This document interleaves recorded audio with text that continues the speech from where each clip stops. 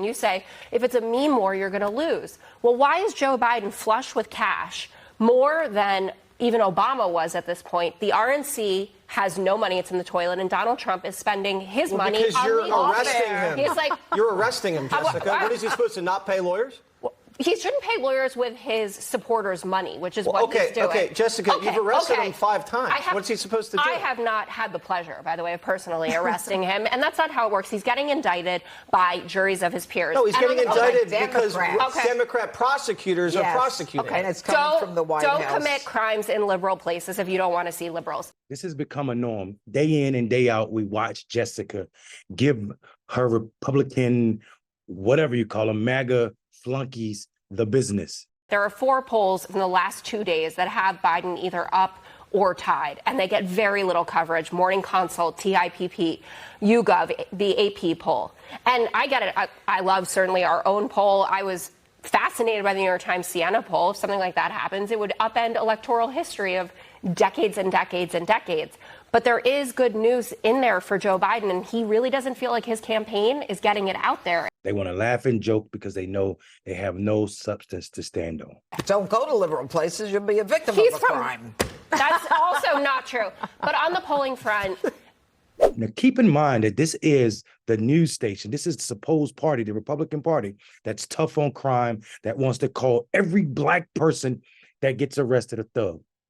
Yet and still, they've made Donald Trump a martyr for getting over, for trying to destroy the institutions of this country, for rape and all other things that are so despicable that anybody else doing this or behaving in this manner would be condemned to the darkest corner of American politics. We have advanced, and we also advanced, as you've seen the summary, cuts to some of the agencies that we believe are really overreaching and have been turned in some ways against the American people. We're going to cut 3% from DOJ, 7% from the ATF, 6% from the FBI, and 10% from the EPA, and that's just a start. We have a lot more priorities and things that we need to advance, but the reality is, as we all recognize, is that we have to grow the House majority, take back the Senate for the Republican Party, and win the White House. And I'm here to tell you the reason we're optimistic is we believe those things are going to happen in November. We can't wait. That day can't get here soon enough. The language being used about Trump's convictions, the idea that Jesse Bastard Waters is sitting there pretending that Trump is being tried or persecuted because liberal DAs are doing this flies in the face of any type of reality. There are Republicans everywhere testifying against Donald Trump. There are Trump former employees everywhere testifying against him, not Democrats. But the Republicans don't care. It's not about that. It's about how comfortable Make America Great as a slogan, as an idea means and makes them feel. And honestly, Make America Great is nothing more than a wink to a time when America was for white people only. There's no political thought in what is the Republican Party now, and that's dangerous for all of us. Donald Trump supporters are more likely to support violence to get their political way than anybody else. Donald Trump supporters own more flags, American flags, and swear that they're a party of patriotism, but they are the first, and they are more likely to be willing to say that Donald Trump does not need to run for re-election. He should be installed as president.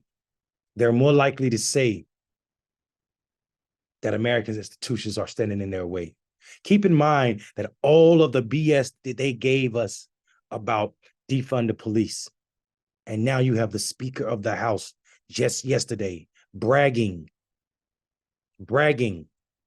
about the cuts he made to the DOJ and the FBI. How are you tough on crime? How do you care about terrorists?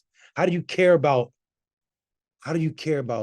drugs coming into America when you won't sign the most conservative immigration bill ever put in front of you, negotiated by Senator Lankford, one of the most conservative people in Washington, D.C.? Especially when everybody supported it until Donald Trump said don't. You can't care about drugs when you're taking money away from ATF, the agency that is sought to go after alcohol, tobacco, and firearms. The very agency that are prosecuting these drug dealers that are supposedly coming across our southern border. You can't care about this country's safety and terrorism, blaming it on the border because that's a xenophobic way to say that you want America to remain white. But that's the job of the FBI. The Republicans are always talking out of both sides of their face. This is nothing new. Joe Biden has more money than Donald Trump because the world does not want to see another Donald Trump presidency.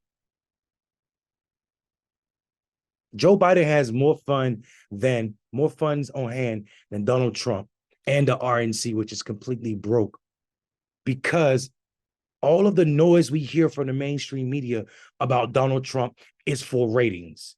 If you compare how much free press Donald Trump is getting, it reminds you of 2016. But it does not equate to votes. This is why mainstream media is becoming less and less relevant. This is why TYT needs supporters. It is the place where we can get progressive ideas and truth told to you on a regular basis. It doesn't exist in our political discourse anymore. Marjorie Taylor Greene, mainstay on the TV, a fool.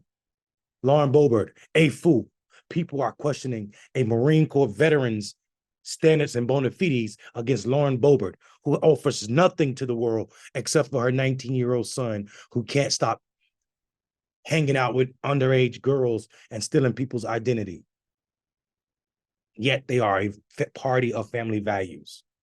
Mitch McConnell, who said Donald Trump does not deserve to be president, has blown his chance to ever be president again, is now endorsing him this very moment.